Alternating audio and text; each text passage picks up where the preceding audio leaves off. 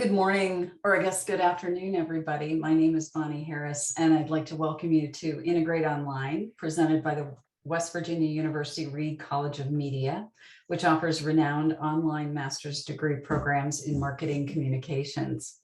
Thank you for joining us.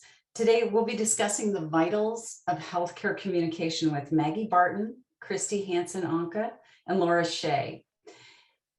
Please be sure to keep your mics muted for the session and send questions in the chat feature. We'll be answering some questions that we feel are particularly relevant as we go, if we have time. Otherwise, we'll answer as many as we can at the end of the webinar. But first, I wanted to have our panelists do a brief introduction of themselves.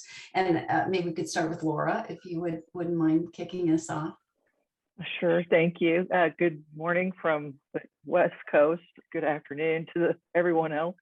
I'm Laura Shea. I have been in healthcare marketing for a little over 20 years. Have been on the hospital side for that whole time. In addition to my master's, IMC master's from West Virginia, I also have a master's in healthcare administration.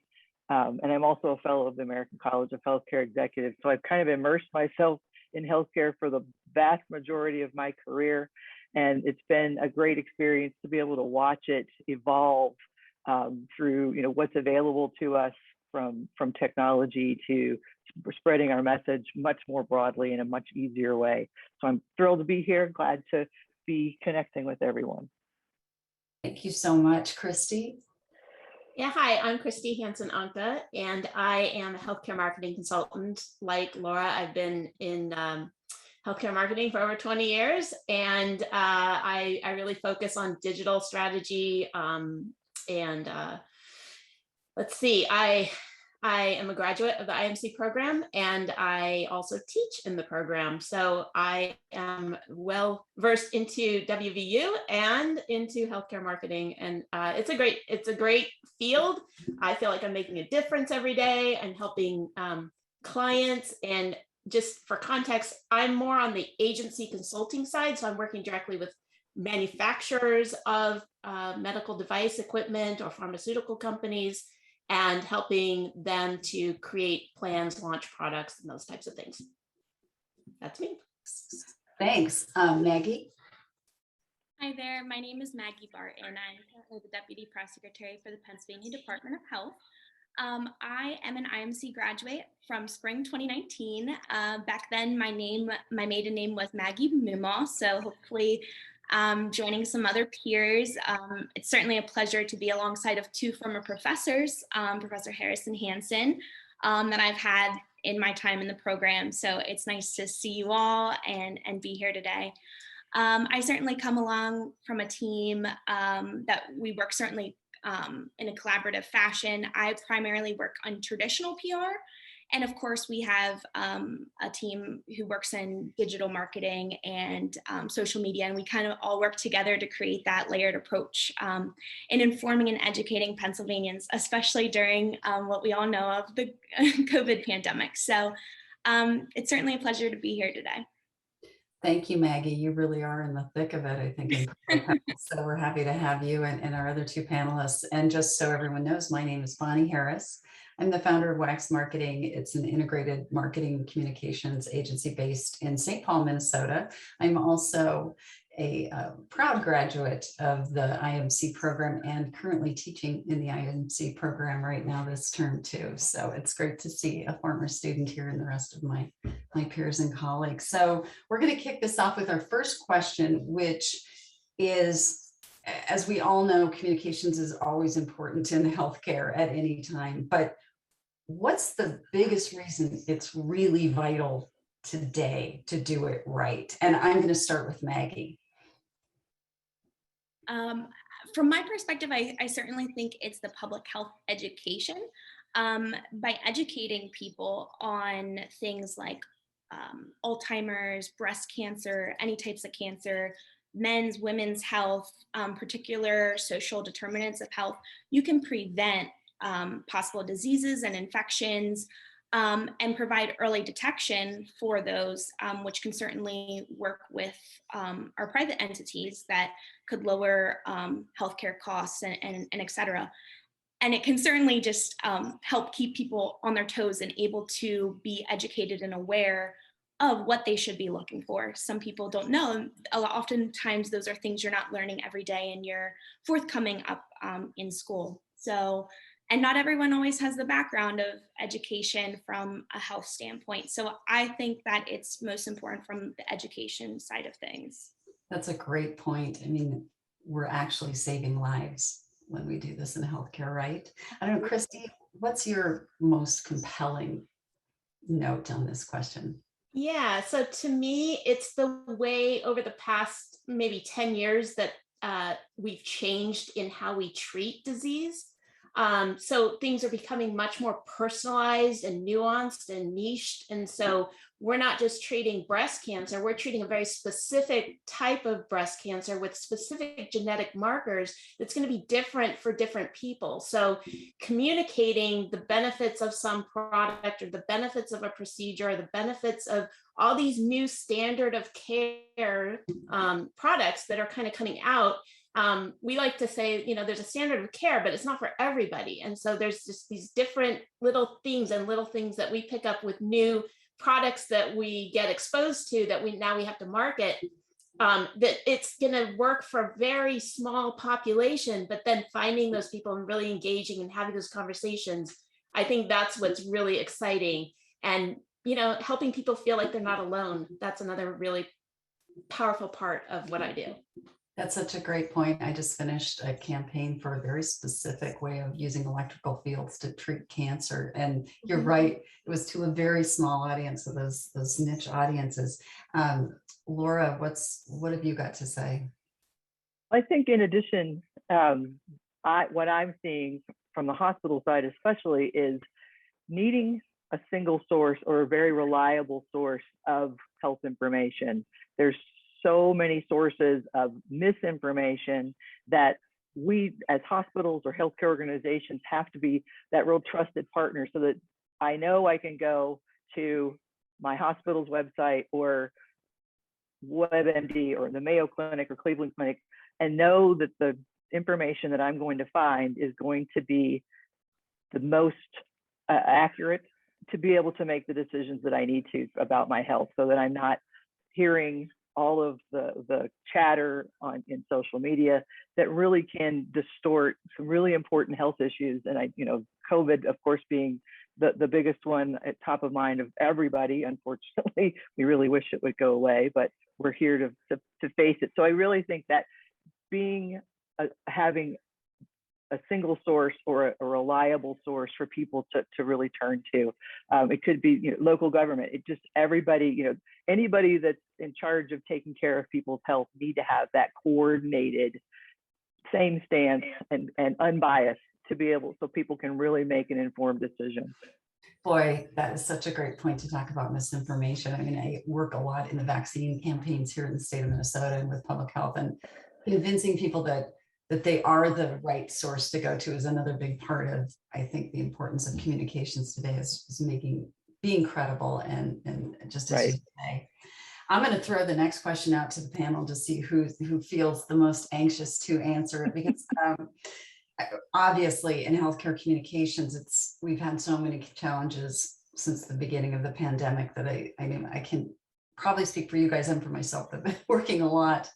But what have you found to be kind of the biggest challenge or one of the biggest challenges you've faced over the last year or 18 months? I'd really love to hear some of those personal stories as communicators, what you're finding.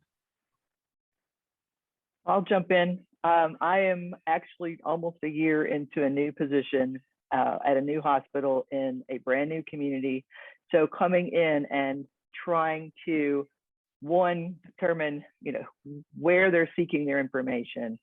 It's also a community that has, from my perspective, from a hospital, the hospital has struggled with its image within the community. And so trying to rebuild the trust in that organization is a real challenge. And communication is so, not to repeat our title, but it's so vital because it has to start rebuilding a foundation of trust, so that they're going to turn to us as that source of care and information. So that's been kind of the biggest challenge in the last 18 months. And it's certainly not anything that's done overnight. It's not only the communication, but it's the experience that people have. So from a marketing perspective, promising that they're going to have a great experience, then I really rely on our staff to deliver that great experience. So that's been the biggest challenge, is identifying how to really be convincing that, hey, give us a chance, and we are working to improve, but we're also a great place for care. So I'll answer. Oh, sorry, you're muted, Bonnie. No, go ahead, Christy. Okay.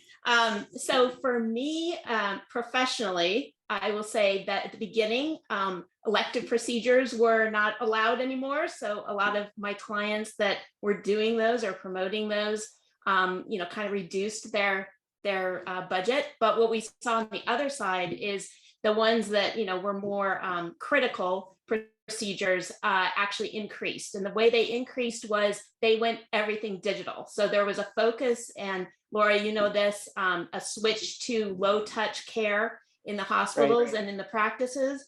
And so everybody wanted digital content. They wanted to get their key opinion leaders and their doctors, their medical ad boards on video. They wanted to get patient testimonies on video. They wanted CRM programs. They wanted all sorts of stuff that traditionally they would have reps going into the hospitals, and they would have reps being able to have those conversations, but now they couldn't. So now everything digital. Come to Christy, digital strategist. I was super swamped, which was a good thing to have. And it still continues. And I don't see it. I think my clients got excited by this. They saw the value in digital. They saw it actually working during this pandemic, and I don't see it going away. So that was really a fun challenge, let's say. Just got super busy. Rapid digital transformation, I think. Mm-hmm. Right. Maggie, have you got anything to add? Certainly. Similar to Laura, I actually jumped on board the Department of Health around March 15th, 14th, 2020. So I jumped in. I already was working in Pennsylvania government, but I jumped into the role in a brand new department as a global pandemic was really kicking off and really striking Pennsylvania. So I was learning a new organization. At the same time, I was in person for about a week and then going remote. So a lot of my contacts and people I were meeting was then from that point on all remote. From being a young professional too, I think it definitely helped me learn a lot about work-life dynamic and balance. It's certainly hard to pull yourself away sometimes, especially when the problems and fires can just keep presenting itself. So I think that was certainly a challenge from my end of things in learning how to best handle those things and balance kind of my life and the new challenges of remote work and accessibility and all that kind of fun stuff. I think too, it can be challenging when you were kind of saying the same thing every day, but you were trying to find a new way to say it. So I think from a communication standpoint, it was certainly connecting all those creative juices in your brain and really inviting collaboration amongst your team to find new ways to say the same thing, perhaps. And also just keeping steam and drinking lots of coffee. But I think personally, it was rewarding because I know I'm doing everything in my power that I can do to help journalists, to help media, to help their viewers, to help residents stay informed to the best that I can. So it certainly has been a challenging year and a half, but we're keeping on. I used to joke that I was going to win the Guinness Book of World Records Award for the most blog posts written on how to wash your hands. You've probably done the same one too. Yeah. Bonnie. Yeah. Bonnie, could I add one more? Because kind of something that Maggie said made me also remember one of the biggest challenges, as she was saying, about having to say, tell the same thing but in a different way. It was also having to change so rapidly because the guidance from the CDC or the government changed, and so you didn't want to look like you as an organization didn't have your act together, but you were trying to be as responsive as you could be, and keep the public informed, but also have them not go, those people don't know what they're doing. But you had to be reactive. You really had to be in a more reactive, not so much proactive, just because of the guidance. Today we wear masks, tomorrow we don't wear masks, today we're wearing masks. So it was maintaining credibility in a time where you had to change your message pretty rapidly. It was like running a news feed, I thought, or real-time communications almost, which a couple of the things that the panelists have said about digital lead us to our next question. I know that as we've kind of moved into a little bit more of a manageable area of the pandemic, I'm not going to say it's over. For me, a lot of my work has switched to helping communicate about things like digital front door strategies and some of the more advanced ways to kind of manage this new hybrid experience. People don't want to go back to just doing it the old way. If they've learned to get the prescriptions online, they really like that and they want to stay there, but they still want some in-person as well. So I guess my next question is really, as technology continues to evolve and we're working in so many different channels and we're trying to manage these personalized experiences for our patients and our customers, how are you guys focusing your communications efforts and prioritizing your communications efforts to kind of meet this new experience that you've all articulated so well? Laura, did you have a thought on that? You wanted to kick off? Sure. I just didn't want to be the first one again. Want to hog the mic. So in a community the size of the one I'm in, digital really is,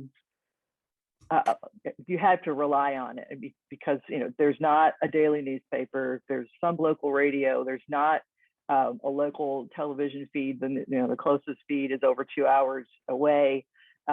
So digital becomes very important. But when I got here, really all they were doing were Facebook posts and trying to manage communications that way. And it just wasn't the place to try to talk about something, especially, again, having to be repetitive with messages, and people becoming very, very fatigued and very frustrated by the whole thing and kind of taking it out on the hospital. So I've seen, that, using more targeted digital has made more sense because it's, you're always going to have the naysayers, but you're going to get to those people. The targeting ability is so powerful. I mean, I think back, 10 years ago, before all of the targeting that was available, lots of marketing was, built on anecdotal feedback. We didn't have the analytics that could say, yes, it's working. So digital is something that I'm trying to grow just because they really haven't had that presence in a long time or ever really. So I'm putting a more integrated approach to it. So it's more engaging because we have a demographic that is lots of families, because we have mining is a huge industry here. So lots of families, that's how they're going to access information. So that's where I need to be. Well, Christy, Maggie, do you have anything you wanted to add? So I've been focused a lot in the past maybe 6 months on more mobile text message communication, whether that is from a rep to a clinician or a clinician to a patient. It's really about pre-education, and some of the platforms I'm using are delivering text-based video content that is user initiated. So they're kind of opting in, but they immediately get the first video. And then these videos are short form and kind of, we call them binge worthy. They are taking them down that story. So really telling more of those stories in video format.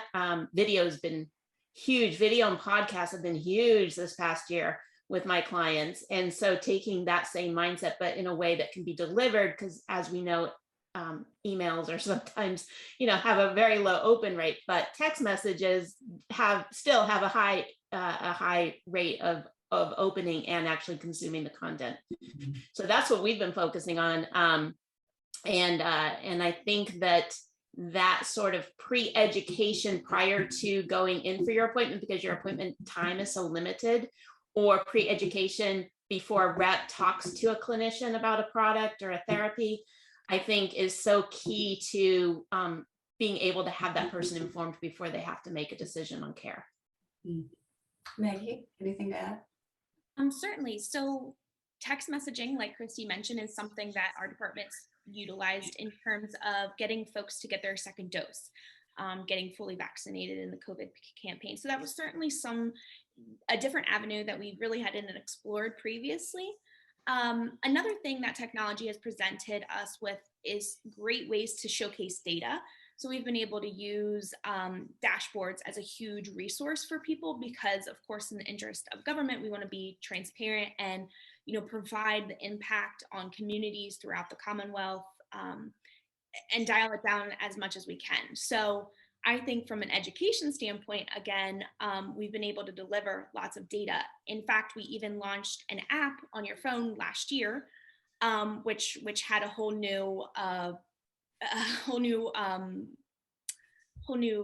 strategy in terms of getting people to download this and go through the technology on their end. But it was certainly beneficial. They can have information in the palm of their hands now, and in addition to on their phones. So I think that those are great avenues. I think from a social media perspective, in terms of growing platforms, I kind of joke that while TikTok was available before the pandemic, it really was highly utilized among the younger population around the time of March 2020 and a little bit before that.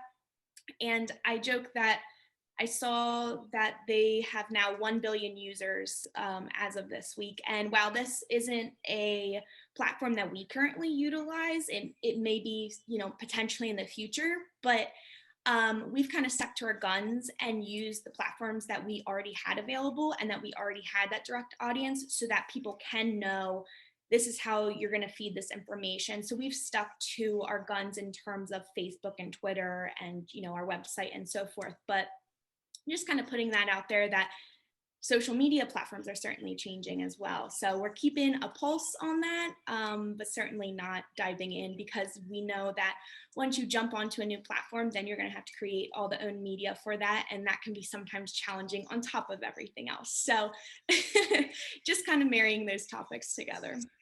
I saw a crazy statistic this week when I was teaching the audience class for IMC on TikTok, and within younger audiences that 70% of them reported that TikTok was the most influential platform of all. I mean, and it's risen.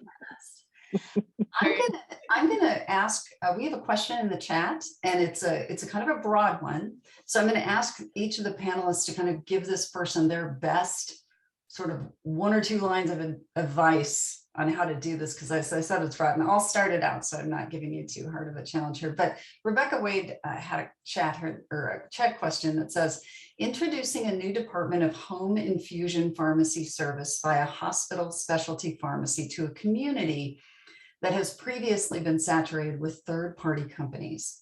What are the panel's thoughts on how to present these in-house one-stop shop benefits to the prescribers and convince their current infusion patients to begin services with us? Okay, so this is a broad question, but for me, because I work with a couple of providers, and in fact, one of them does have a pharmacy service, and we have had this exact problem. And although there are a lot of new networks, as we were talking about with social media and everything, email is still my big weapon in terms of messaging. And a lot of times email from a specific doctor that we're sort of creating as an authority on this will go a very long way. From there, integrating the rest of the platforms seems to work well, but that's kind of where I start. I don't know, I'm just going to throw it out to the rest of the crew here and see what they would say to Rebecca on this question.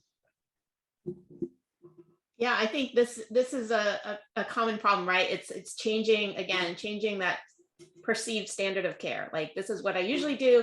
Now there's this new opportunity or this new thing. I don't know if I should trust it. I don't know if I should try it. I think, marketing 101, you would go and identify your audience. You would look at what are the psychographics, what are those meaningful things that you could tell that story that's really going to resonate with them. And then I would also, I think to Bonnie's point, I would definitely have the clinician be recommending the home infusion treatment. Is it the home and free? I guess it's a home version of it. Mhm. So I would definitely have them be recommending that to their patients, because we know that is a big credible resource. Like if the doctor is telling the patient to do this, the patient will usually do it. But as far as the benefits of the one-stop shop, I mean, you could talk about the fact they don't have to go outside their house. Is it at home? I don't know. I can't tell from if it's at home or if it's something else. But there's some benefits you could talk about within the guise of the pandemic going on as well. Oh, here's another comment.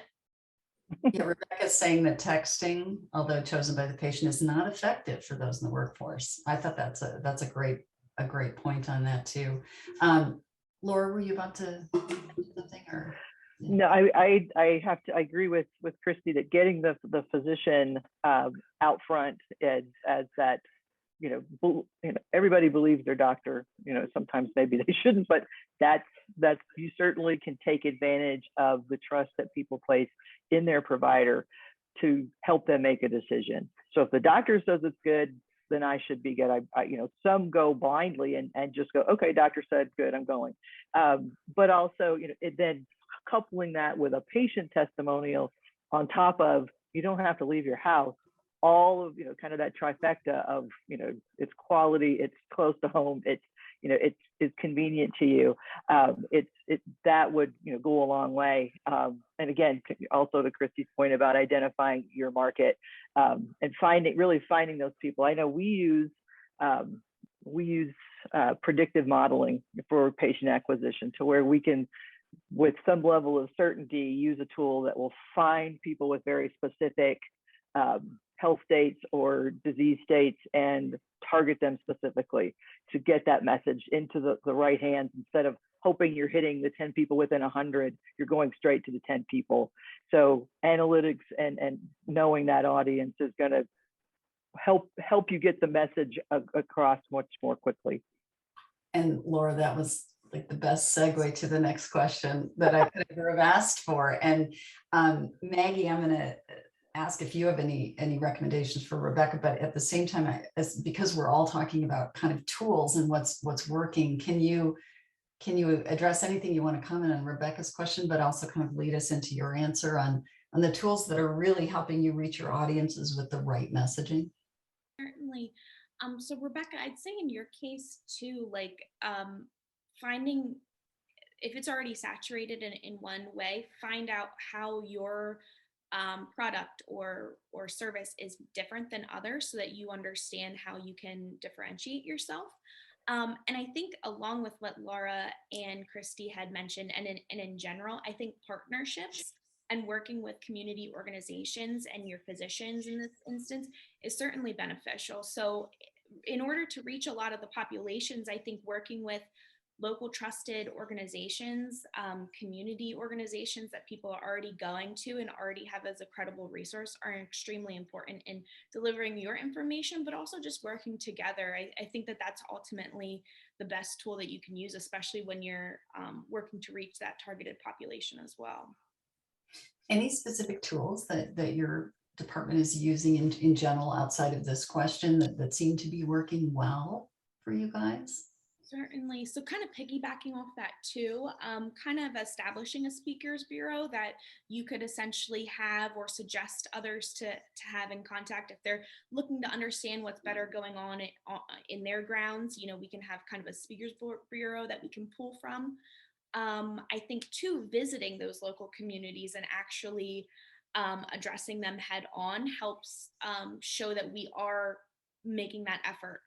For instance, right now, an effort we're working to do is addressing hesitancy of getting vaccinated. So, we're going to the communities to just help educate and answer questions and work with physicians and local organizations. So I think just creating those partnerships, maintaining those partnerships are something that's the best tool that we're able to use. We've had a program here in Minnesota that I talked about in a podcast recently that's a cut and a shot. And basically they're doing vaccinations at barbershops in some of the communities here in Minnesota. And it's being done in other parts of the country too, but it's working really well. I wanted to point out too that I think it's only natural sometimes for people to try to choose the one tool that's going to reach everybody and going to work. And in the old days, we always talked about you had to hear that message seven times for it to become familiar, and thus then people would begin to find it agreeable, right? The old familiarity principle.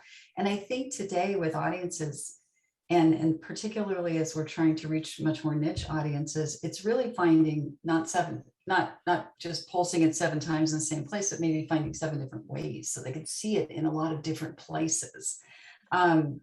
And that's where, as you were talking about introducing TikTok or things like that to kind of supplement and boost the reach and playing around with that. We do that a lot in integration. We play around with putting messaging in different channels at different timings and bouncing off of sequentially. First it's here, then it's there, to see what the best mix is, which is really the secret sauce of integration, right? Christy, do you have any particular tools that have been working really well for you guys, or new things that surprised you, for example, that worked? I mean, I'm always surprised. People are reacting in different ways so much these days. Yeah, I mean, when it comes to the tools, one of the things is like the clients that I work with, they always have their own sort of marketing tools. So they might be using a Salesforce with a Cardot. They might be using HubSpot, these sort of they're kind of integrated digital marketing tools. And what we find is that our clients may be paying for all this, but they're not actually using them to their best value. So they're not creating triggered communications. They're not creating workflows and like journey maps of communication where you can get to that story and hit people at different times in their journey to kind of move them along the continuum. So that's what a lot of the work that I do is going in and suggesting, these different storylines, suggesting the different points of interaction and what those should be. I know that we've used the LinkedIn audience matching tool, where you can actually upload your customer database and match them so you're connecting to them via social media. So that's really been good. And then I think it does some audience matching from that, or you can match by titles. So that is very helpful from a clinician audience, because you usually know what kind of time you're looking for, and who your customers are. On the patient side, there's different companies that focus on different patient subsets. So you can go through those companies to sort of try to reach those groups. And then likewise, I mean, Facebook has a lot of patient advocacy groups or patient disease state groups. And so we do target through there as well. It's a little harder with patients just because of HIPAA and stuff like that. But yeah, that's what we use. Nothing super fancy. I was trying to think if there's anything like super fancy or creative that we're using, but that's kind of it. I mean, I know there's like some prescription data integration that we can do for a more like data-driven stuff, but my clients aren't really there yet. Aren't really doing that. You have a quick question that I think is really relevant to what you're saying, Christy, and that is, how do these targeting methods work in an era of HIPAA? Well, I mean, HIPAA's been around for a while, so they exist. You can target, like I said, it just has to be de-identified, the data that comes in, right? So you can't know the patient's name, you can't know any real specifics about them personally, but you can know their disease state, you can know some basic demographics, and then you can use that data to sort of target. So it's more of creating the story and drawing them in, trying your best to reach not a specific person, but reach that, people that may be on the search for that disease information. So making sure that your search media is really strong, and then bring them into you. And then when you're capturing names like that, you have to just make sure that it's very protected and you have all those guidelines in place. Laura, you mentioned you were working a lot with data. I don't know if you want to address that question and then talk about tools here too. So the tool that we use is, as Christy indicated, it's de-identified. Even though we're able to get to specific people, you're still, you're allowed to market to people and still have it be HIPAA protected. We're not saying, hey, we know you have a BMI of 37, so we know that you would be great for our weight loss program. You don't get that specific. And I think Christy made a great point. You're trying to lead them in to learn more and to feel like, you can help make, you're going to, again, help them make that decision. So you are able, like the tool that we use, ultimately, we're uploading our data, our patient data in a HIPAA protected way. The company does it. I mean, it's a national company, but it then allows us even to narrow those messages even more, because when I run a report to say, I want to find people that could be interested in a hip replacement, it'll break those people out in 3 different groups, one of them being our patients. So we can make sure the messages going to that patient group indicate that we know they already have a relationship with us and not just, look like we're some kind of stalker. So it is, it is, even though it is allowable, you still are careful. You still want it to come across as more educational and not singling them out. It is a fine line, absolutely, but the amount of data that's available on individual people is staggering. Not just, but again, before you had this many women in this many zip codes of this age, so there's your mammogram campaign. Now you can get even more, granular and look very specifically, and make it more usable information out, again, kind of rising above all the chatter that you're trying to outshout with all the different channels that are coming at people for, all the time. Laura, I don't know if you saw that question from Catherine. She was wondering what company you're using to download this patient in. It's called Well Talk. Okay. Yeah, so I've actually used I had used them at my previous hospital in New York, and then I brought them on because, unlike New York, where there's an overabundance of data availability to where you can do all kinds of market analysis and really do, out migration, all of those things. Here in Nevada, the data doesn't exist. So I really saw the need to have something like Well Talk to be able to really be more strategic in how we're targeting. Okay. I think we've talked quite a bit about social media as a tool. And so I'm going to kind of shift from tools and throw you a question that really talks about our times today. And it's a broad one. So I'm going to add, Danielle had made a point about media saturation being such attention over the last 18 months and trying to break through that clutter, right? As we all have to do as communicators. So with that question from Danielle in mind, I want to know your tips on combating misinformation. We do that all day long, right? Anything that's worked really well, whether it's a frequency or a certain type of video or something that's worked, I'm going to throw that out to the panel and let whomever wants to grab that first go for it. Well, on my specific role, we have dealt with misinformation on products for a long time. And so when a new product comes to market, you're going to have all different kinds of experiences with that product. You may be a patient that got prescribed a product and then you didn't have a good experience, and you may have created a blog about it, right? So we're combating sort of this, what are people going to find first kind of information. We know that the clinicians are absolutely where they're going to go for the most credible information.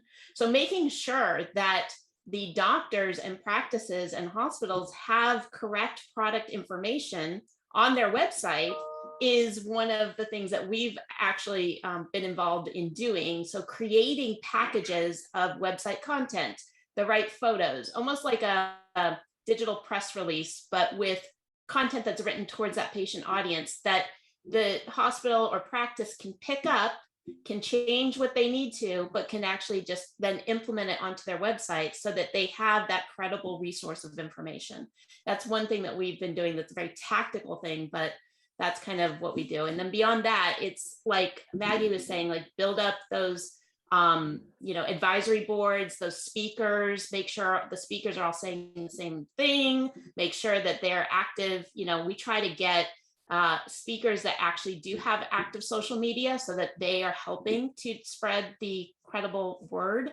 The other thing that we do is make sure that our company, the client, has a good, credible social media presence, because we're going to go to them and they hear about a product, maybe even there's like an issue, an FDA recall or something, where are they going to go first before they maybe all the bad stuff, right?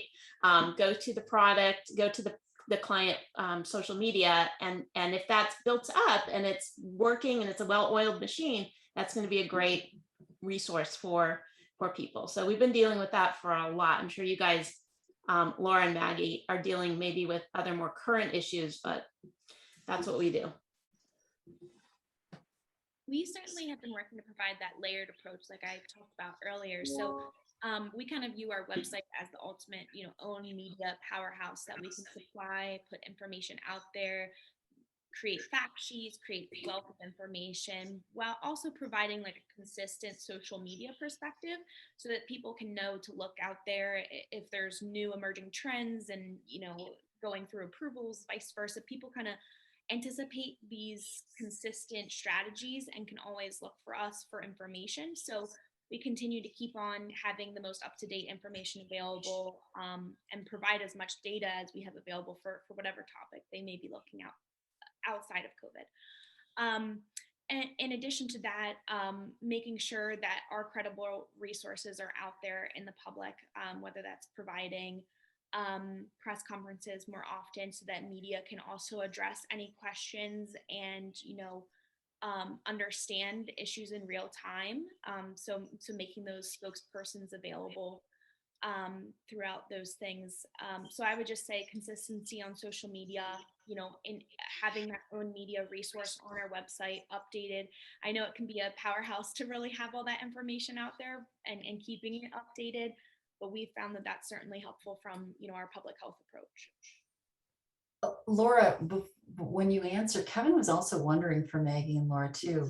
He's asking, how do you ensure you're working with industries to read from the same sheet of music and create better health outcomes? I thought that was a great kind of sub question within this, not just the misinformation, but disinformation. I mean, Laura, do you want to kind of take a crack at that one and also let us know how in Nevada you guys are combating this, all this good out there and everything? Yeah, the same sheet of music is, kind of back to, I think, in a way, kind of what I was saying before, is just being that, all of us in healthcare coming to a consensus, excuse me, and saying, this is the stance. This is the best information from the best thinkers. And I agree with everything that both Christy and Maggie said about, the resources, making them available to the community. One of the challenges here is, how do you be that single source of information when people don't want to hear it? They are adamant that, vaccines are bad, masking's bad, so how do you combat that attitude? And it is a struggle. And I'm a department of one, and I'm really rebuilding this, or actually building from ground zero, this marketing department. Our new website goes live tomorrow. So I'm hopeful that this new website is going to be, a place for people to go. But, fact sheets and having that, trust in the community where they say, well, I'm hearing it from Facebook, I'm hearing it from Twitter, I'm hearing it from my neighbor. I'm going to the hospital's website and see what they have to say. Right now, unfortunately, in this community, we've had to be somewhat mute because people don't want to hear the facts as are believed by most of the world, in a way, with from vaccine safety and all of the practices of isolation and masking. So it's having all of those things that both Maggie and Christy talked about, that giving them that, staying on the party line, This is what we believe. This is what we believe. This is what we believe. And hopefully, if you're a trusted, organization, they're going to believe you. They're going to, you're not going to have to work so hard to get them to trust you and then believe you. So it really, starts. I've always, your ability to manage a crisis really begins well before the crisis. We all know, so you've got to be, consistent and, regular with messaging, just to have that ability to navigate whatever the crisis might be, Right. or content might be. One of the things that I keep hearing from all of you goes to the question about media saturation and cutting through the clutter, and how do we do that? And I think when Christy was talking about understanding the psychographics and really understanding the audience, we're dealing with niche audiences today. So as we work in kind of cutting through this clutter and breaking through this media saturation, how are you guys translating for niche audiences? How much of that do you have time to do? Really, how close to you are you getting to the holy grail of audience of one that we know about in consumer marketing and such? I guess whoever wants to tackle that one. It's really tough. I mean, we will do message maps that have different mindset barriers and ideal messaging for sometimes it's different people, sometimes it's different points of the journey. Then, are those actually executed into 20 different tactics that, are going out? Not always. It's a lot of work. I mean, it takes a lot of effort. I think social media, it's a little easier, especially with the paid social where you can target. I think those you're tweaking the language a little bit on each one. I think that obviously in your in-person communication, so if we have a rep in talking to the doctor, there's tools that allow that rep to bring up content based on how the conversation's going, or what the doctor says they're interested in, or what kind of patient there happens to see, or what kind of facility they're at. There's different modular content that we've created that they can bring up at any point. So I think that's kind of as niche as I think we've gotten, except for products that are only for a specific niche. And then we can obviously do that one sort of message to that particular audience. Anybody else got something for us? Go ahead, Laura. I think you've got so much content, both you and Maggie do. You're being very polite. I'll let Maggie. I feel like I'll defer to Maggie. I don't have much to add for this one. We are certainly working with partners to certainly get information out there. In terms of media saturation, some things that we've tried to do is even go to like door hangs, for example, kind of going back to the root. If there's a particular zip code that we're trying to reach or something like that, actually going to the door to leave a message, connecting back to our paid media efforts and our, ongoing campaigns. So that's, something that we're steering around the traditional media norms and providing the resources and connection to go to find the correct information or whatever information that message is trying to relay. From another perspective, is influencers. We've talked about credible resources and things like that. From a paid media perspective, we've actually worked with some influencers or some baseball players or a mommy blogger or whomever that may be to actually work through providing that message, but through their eyes. So again, it kind of marries on that fact of being on the same sheet of music, but at the same time, you can kind of vet to see what their beliefs are, or maybe equip them with the information that you want, to them to relay. And so we kind of work together in tandem through kind of those different avenues, along with our traditional media landscapes. Also with media saturation, we're currently working to certainly be reactive all the time when media are approaching us, and we try to make sure we meet their deadlines and supply information as soon as we can. But also just working to to provide that information in real time and be proactive. So actually providing information to help lead stories in a particular direction or help promote certain things, in addition to our reactive media approach. So just kind of a few extra avenues to throw out there. I've got a question for you, Maggie, that I'm curious about. One is, well, I have two. One is, when you're selecting influencers, is there any one particular thing you look for? And second, do you have an example of a campaign that went really, really well that used an influencer? Maybe more on the, we've talked a lot about social owned content, but more on the earned media side. You're probably doing more of that than the other panelists. Yeah, so we're certainly doing a lot more of the own media stuff. We are working in conjunction with some of our other partners in different agencies and actually different ad agencies to help carry out those campaigns. So I don't work too intimately on those to really have, a great success. But I do know that, early in the pandemic, for example, we used representatives from the Eagles or the Phillies to put a message out on social media. And we know that certainly reached a larger audience. I don't have too much information on how, successful it was in terms of, following up on that message, but we do know that helped reach some populations that we needed to reach at that time. So we found it to be helpful along the way, and as our campaign has evolved, from the start of the pandemic to now, we've certainly kind of adjusted accordingly. So it sounds like you're really trying to reach those specific populations and communities and audiences with a specific relevant message as much as you can. Certainly, and addressing to kind of the tone of the times. For example, the vaccine wasn't available to everyone right away, so we kind of worked through the separate populations that were eligible as they were eligible. So that's just kind of one example of how we kind of adjusted our populations, but we kind of keep our finger on the pulse along the way. That's great. Laura, did you have something you wanted to add?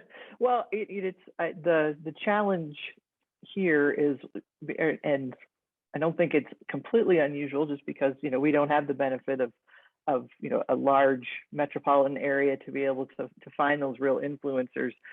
So it's trying to find the local people that are trusted, and they say, okay, well, we have a large, as I mentioned earlier, we have a large mining community, we have a large ranching community. So finding those people that are strong within those groups of folks really help, kind of let them lead the way, and us kind of provide them with information.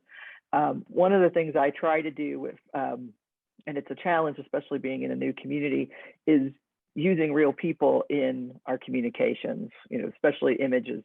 So if we're trying to promote a service line, finding someone that not everybody's going to know, but there's going to be a pocket of people that know, or they recognize the background as being a local environment, and not just some stock image where you're trying to match the demographics of the community. So it's a challenge in a small community, and there are lots of small hospitals across the country that I'm sure face the same trouble of being heard above their larger competitor down the road, or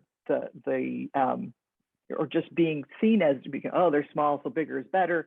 So they're not going to give you the credence that they should as a knowledgeable healthcare source or health resource. Okay, great. Well, we've got a great question from Danelle, and I'm going to ask the panel to answer it as succinctly as possible, because I want to do a quick speed round at the end too. But Danelle's asking, what have we learned about communication because of COVID? I think that's such a great question. More digital. Yeah. A lot of my clients, most of my clients are digital savvy at some point, a little bit, but didn't really dive into it until COVID, and they needed to switch. And I think they'll be changed forever now. So that was my perspective. So maybe the power of digital, really, adopting that, finally, it really nudged a lot of people over the edge. I shouldn't say edge, but it put me over the edge. Well, Meg, from a hospital. Oh, sorry. Oh, sorry. Go ahead, Laura. Well, I was, communication. being able to reach people when they're shut into their houses, is obviously, very powerful. Knowing that you don't have to rely as much on other sources of, recognition like billboards, outdoor, even an ad in the newspaper, because they're looking at everything online. But the good grief, I lost my train of thought. Let's go to Maggie so I can gather I had a point and I don't. It Sorry. happens to the best of us. This has been, well, it's almost been an hour, you guys, so you're focusing great. Kind of different to Christy's thought. As much as we've had so much online, there certainly, as we look at different populations and how they receive media, we definitely saw that, obviously a lot of the older Pennsylvanians and low income Pennsylvanians and rural Pennsylvanians may not be accustomed to the online content as much. So making sure that those resources were also accessible within their communities during a time where they may not have been traveling to the grocery store, their health center, or et cetera.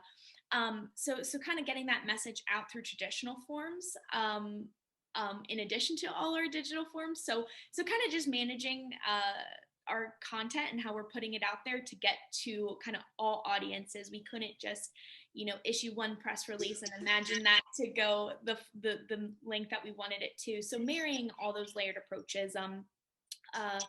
For example, we had, and I forget what it was at this point, but it was something we rolled out and we didn't have a phone number in conjunction with that. And we learned that we needed to have that phone number to have that real time with that population. So it's just kind of, remembering all those things and remembering that one-stop shop cannot, reach everyone, especially when your audience is so large. So just always keeping in mind who your audience is and knowing what channels you have at your fingertips to reach them. I think that last sentence from Maggie really kind of wraps up our session really well. We've just got a couple minutes before we close. So I'm going to do a speed round now. I'm going to put you guys on the spot. So describe your job as a healthcare communicator in one word.